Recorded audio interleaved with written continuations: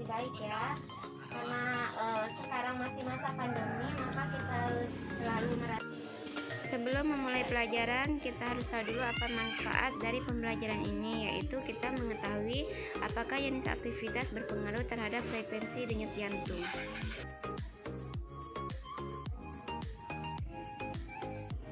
Baiklah, sebelum kita masuk ke materi, minggu yang lalu kita sudah melakukan pembelajaran tentang apa?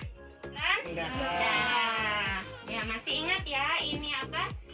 Apa yang berperan dalam sistem peredaran darah? Itu ada 3. Yang pertama, jantung. 2, pembuluh darah. Ketiga, darah. Ya, jantung itu sebagai apanya?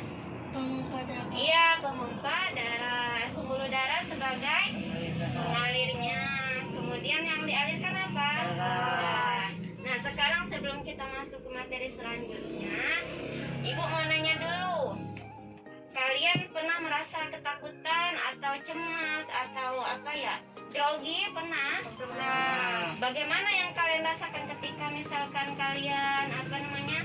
Ketakutan? Coba Wiwin, apa yang kamu rasakan? Oh, jantung deg-degan. Kalau Pina biasa bagaimana? Berkeringat. Oh, berkeringat. Kalau Galang? Gugup kali ya, Galang ya. Ya, baiklah, itu akibat dari frekuensi denyut jantung kita. Mungkin kalau pada saat kita cemas atau kita ketakutan itu berbeda dari yang normal. Sekarang kita akan melakukan percobaan. Misalkan pada saat kita sekarang normal, berapa frekuensi denyut jantung kita? Kemudian pada saat yang kita melakukan aktivitas bagaimana? Kemudian misalkan tadi aktivitasnya cuma berjalan, apakah meningkat atau menurun atau masih tetap?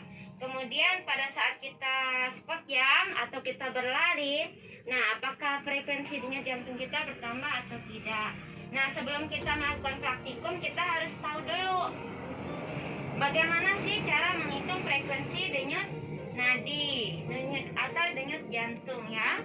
Sekarang Ibu akan menampilkan videonya. Nah, kalian akan melihat bagaimana cara mengukur denyut jantung ya. Silakan disimak ya. Caranya kita pakai 3 jari. Coba ya, 3 jari. Ya, dirasakan ya, agak ditekan ya. Sudah terasa belum? Agak ditekan, apa namanya? Yang ibu jempolnya ini juga seperti mengikat ke dalam tangan. Nah, kalau udah bisa, maka kita akan melakukan praktikum ya. Nah,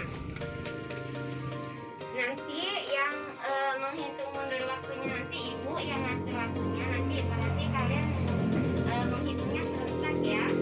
Nanti misalkan Galang. Nah, ini kan ada kan? Galang berapa nanti pada saat tidak melakukan kegiatan. Ini kan pada saat normal. Kemudian Vina, kemudian Wiwin berapa? Nanti kita ulangi 2 kali. Jadi nilai rata-rata yang diambil ya. Oke, sekarang ibu udah siap belum? Udah siap? Nah, kalau udah siap, ibu akan menghitung waktunya biar kita ini ya sama-sama ya. Nanti mulai menghitung pada saat ibu katakan 3, nomor 3, 1, 2, 3 mulai gitu ya. Oke, tangannya sudah siap dulu ya. Sudah sampai dirasakan denyutnya? Sudah? Oke. 1, 2, 3.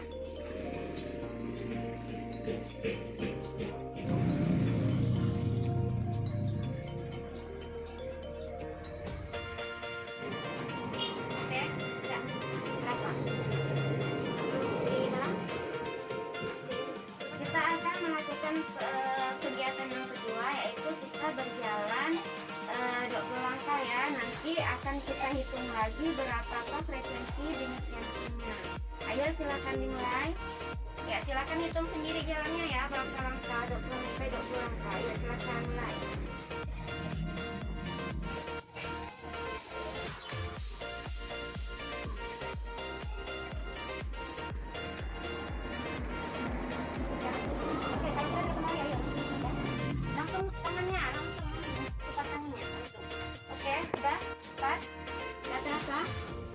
ya. 1, 2, 3. Kita akan melakukan aktivitas yang ketiga. Nanti kalian akan melakukan squat jam sebanyak 10 kali. Nanti kita akan menghitung frekuensi denyut nadinya ya. Nanti ibu mulai katakan menghitung, baru kalian mulai squat jamnya ya. Oke, udah siap posisinya, agak sedikit Vina. 1.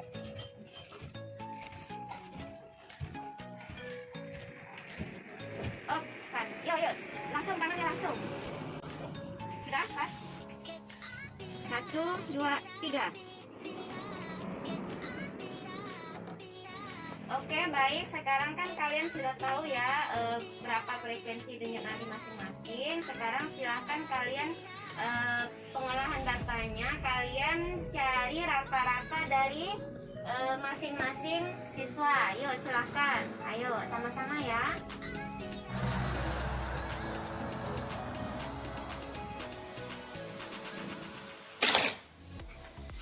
Ya, silakan diskusi dengan kelompoknya ya. Apa-apa silakan diisi pertanyaan-pertanyaan di FAQ-nya. Nanti salah satu dari kalian akan mempresentasikan tentang hasil pengamatannya.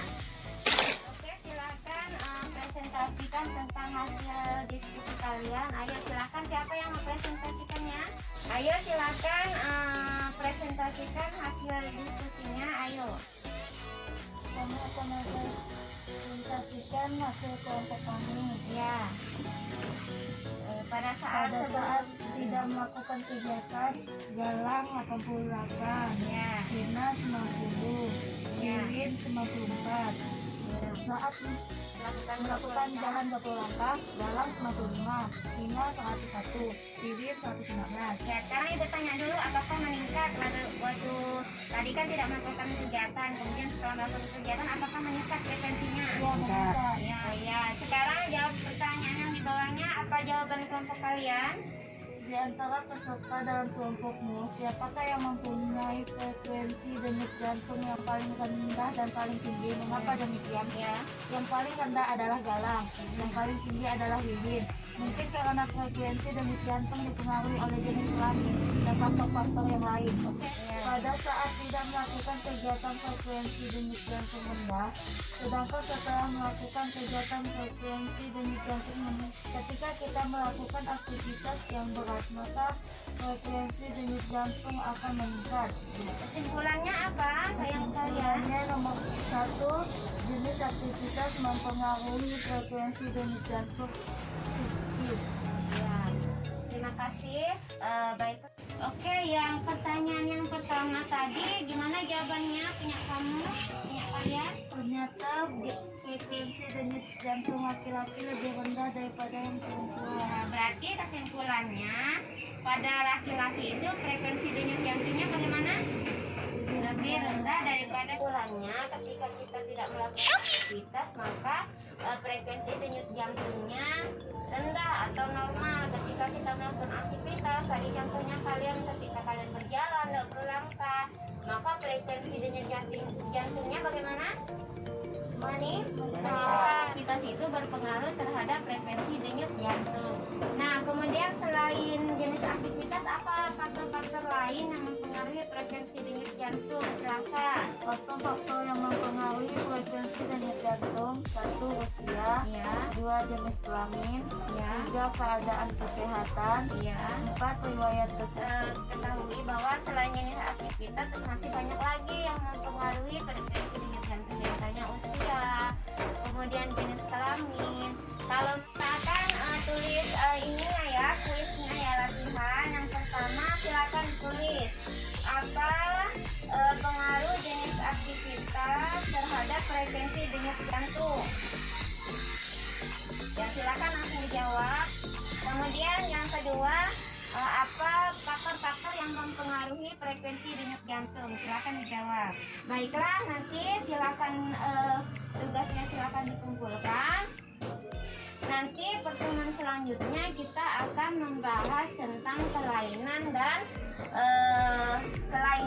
dan penyakit pada sistem peredaran darah. Kemudian bagaimana sih upaya pencegahannya.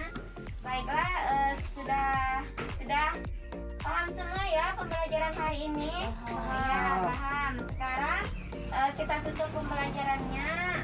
Silakan kita berdoa lagi sebelum menutup pembelajaran hari ini. Nah, Ibu sampaikan karena masih masa pandemi, maka kita harus selalu menjaga kesehatan ya, selalu memakai masker dan cuci tangan, kemudian jaga jarak dengan orang lain. Kita menutup pembelajaran, alangkah baiknya kita berdoa dulu. Silakan, siapa yang mau pimpin doanya? Galang, ya silakan Galang pimpin doanya. Marilah teman-teman kita berdoa menurut agama kita masing-masing. Berdoa dimulai.